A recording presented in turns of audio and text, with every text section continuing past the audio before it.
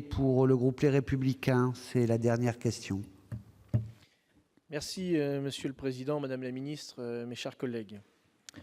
En 1637 éclatait le premier krach boursier, celui des tulipes aux Pays-Bas. Au plus fort de la bulle spéculative, le prix d'un bulbe de tulipe équivalait à 15 fois le salaire annuel d'un artisan.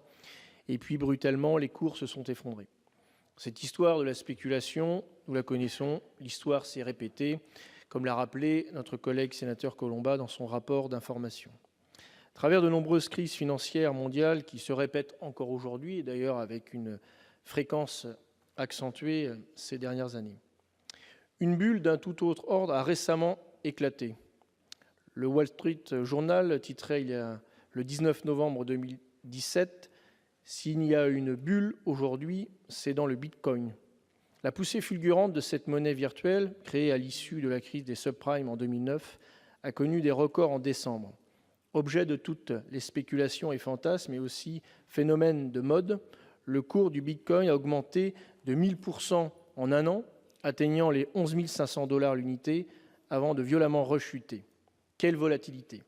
La non-traçabilité des opérations, sa valorisation irrationnelle, sa nature même, qui est dématérialisée, font du Bitcoin une valeur insaisissable et donc dangereuse.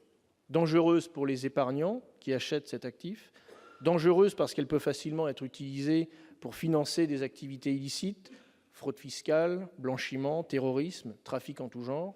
Le Bitcoin nous donne des sueurs froides, non pas tant parce qu'il menace directement l'équilibre du système financier mondial, mais parce qu'il échappe au contrôle des États, des banques centrales ou des institutions financières.